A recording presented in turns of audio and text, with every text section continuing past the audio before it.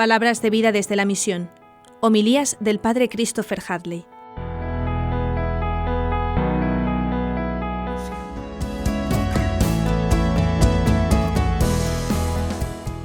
En aquel tiempo los fariseos, al oír que Jesús había hecho callar a los saduceos, formaron grupo, y uno de ellos, que era experto en la ley, le preguntó para ponerlo a prueba: «Maestro, ¿cuál es el mandamiento principal de la ley?»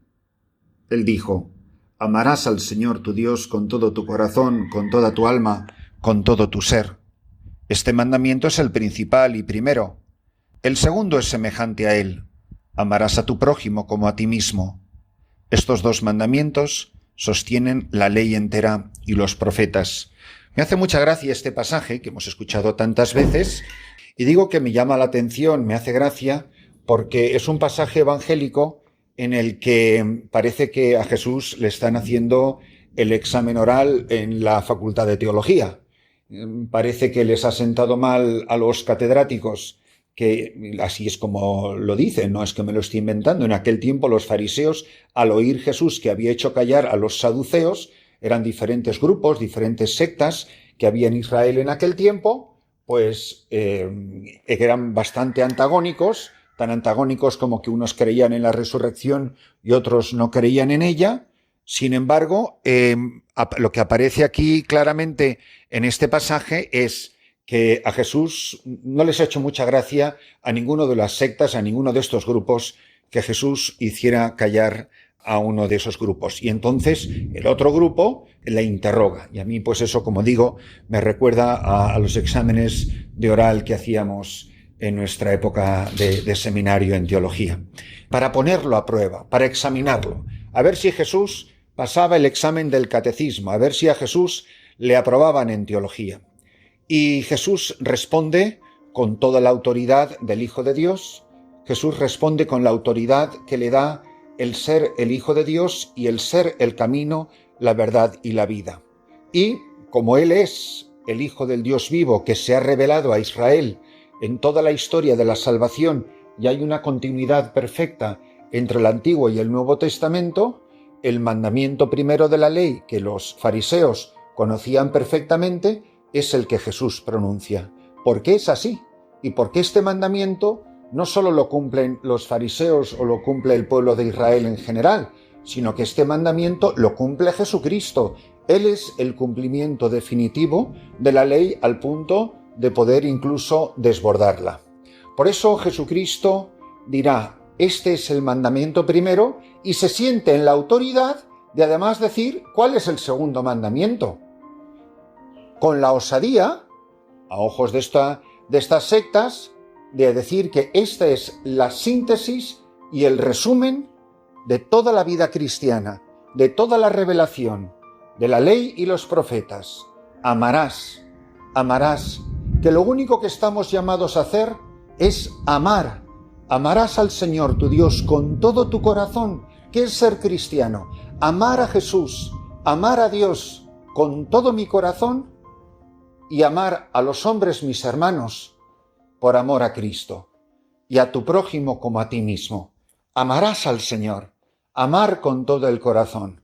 En definitiva, es lo que nos dirá después, en un texto antológico, el apóstol San Pablo, en la primera carta a los Corintios, en los primeros 13 versículos del capítulo 13. El amor es paciente, el amor es amable. Al final, estas tres, la más grande es el amor. Lo más grande es amar. Es lo único que importa en esta vida. De lo único que seremos examinados, el juicio final, dice San Juan de la Cruz. Cuando en tu vida atardezca, cuando llegue el final, si has amado, te salvarás. Y si no has amado, da igual quién hayas sido, lo que hayas hecho, da igual todo lo demás. Es más, dan igual todos los demás mandamientos de la ley.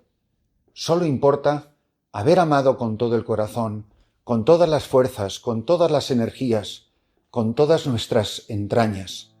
Benditos nosotros, queridos hermanos, si somos capaces de entender esto. Recuerdo una anécdota, yo me imagino que es verídica, tal como la recuerdo, como me la contaron y como la comparto con vosotros, del Papa San Pío X, que a mí me llena de grandísima ternura y que de alguna manera nos ayuda a entender este pasaje evangélico, porque el mejor comentario a la palabra de Dios es la vida de los santos y las enseñanzas de los santos. Mirad, aunque muchos no lo recordemos o siquiera ni lo sabemos, la comunión de los niños, recibir la Eucaristía de niños, es una novedad. No era común hace unos años que los niños pudieran recibir la primera comunión. La primera comunión la hacían los cristianos ya muy entrados en edad. A lo mejor a los 20 o 21 años era la norma para hacer la primera comunión.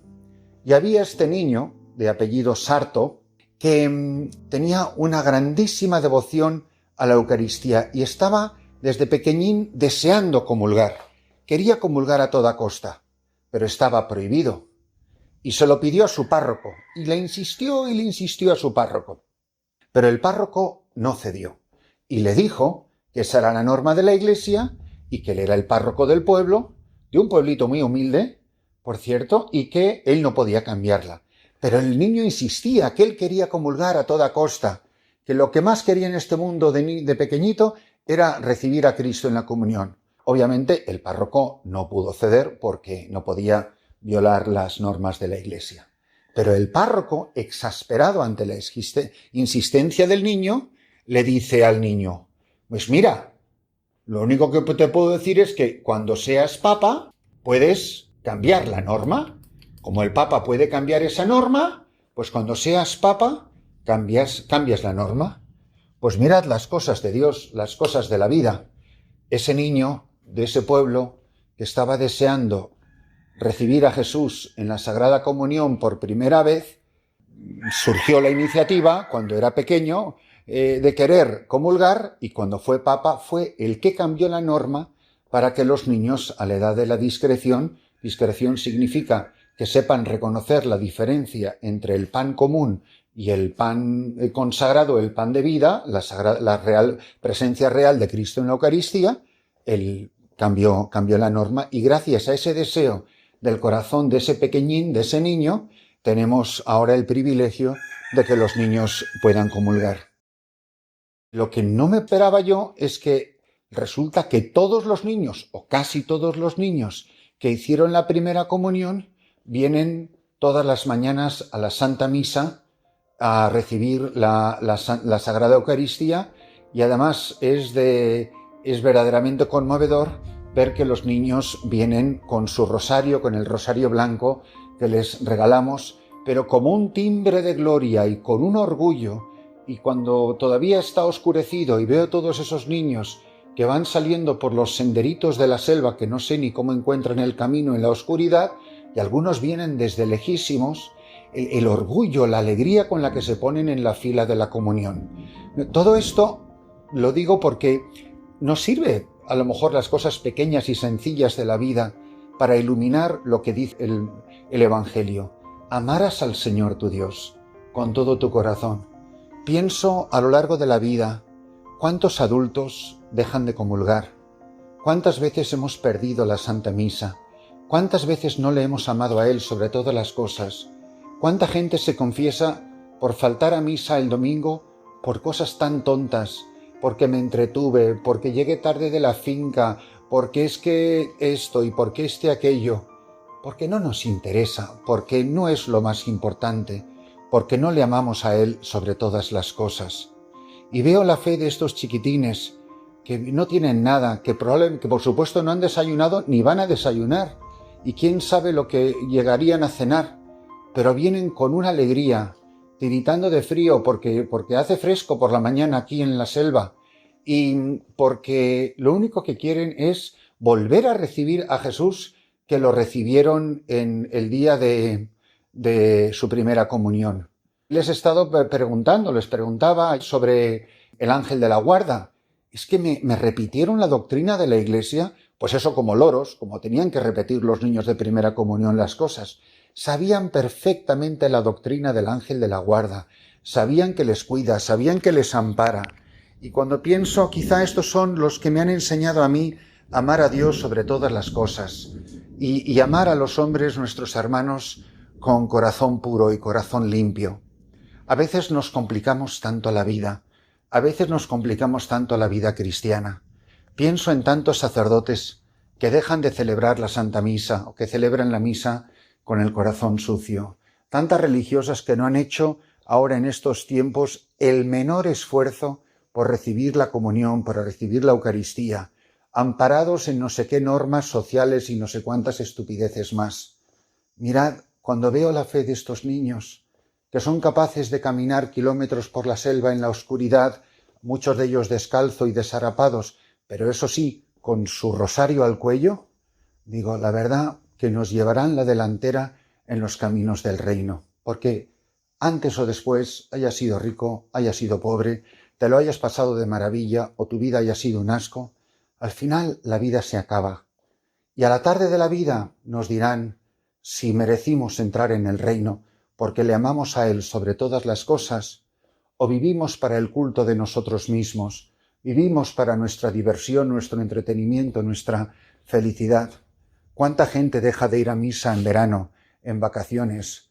Yo cuando veo a esa gente que va en pantalones cortos a la iglesia, me entran unas ganas de cerrar la iglesia y no celebrar jamás en esos sitios la Santa Misa.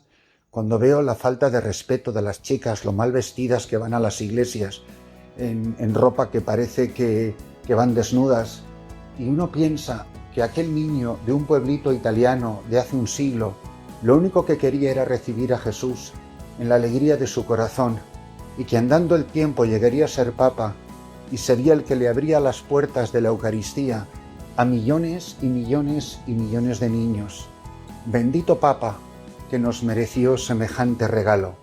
Benditos nosotros si amamos a Dios sobre todas las cosas y a nuestros hermanos por amor a Dios.